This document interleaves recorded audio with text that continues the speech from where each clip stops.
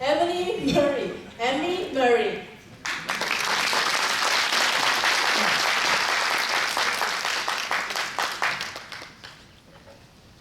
I am not a backpacker.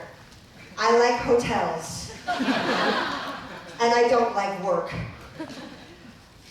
But I was still entertained by Winnie's speech, which was important because the point of her speech was an entertaining speech.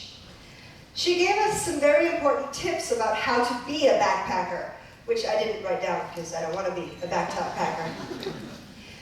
More importantly for me, she shared some very important experiences with how to relate to people while she was backpacking. These, I thought, were key parts of her speech.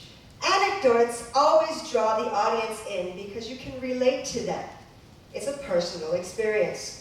And in an entertaining speech, you want to be able to engage your audience.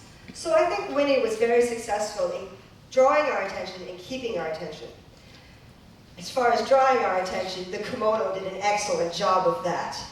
I think she could have taken that a little bit further. Since she was a backpacker in Japan, she could have worn a backpack with her kimono to really emphasize that paradox or that dichotomy of being both in Japan and a backpacker. And as an entertaining speech, I mean, a kimono with a backpack, that's funny.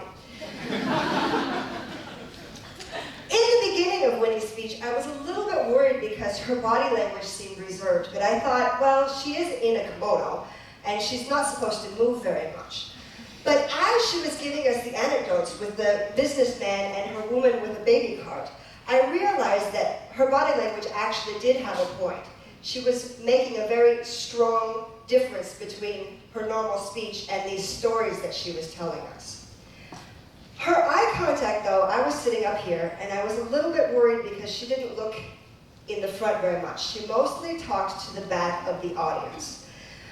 I would have liked to have been a little bit more eye contact engaged with her speech. She did give us 3 points in her speech, which I didn't write down, like I said, but I did write 1, 2, 3, because I thought that that was going to be important. It was later that I realized that her tips were of secondary importance. I almost feel like maybe they shouldn't have been included in the speech because really your entertaining stories were much more important. If you were going to include these tips, what I would have done, because your anecdotes were wonderful, is give an anecdote for each one. That would have made them have a stronger point. So my suggestions for you are try to include more of your audience in your eye contact.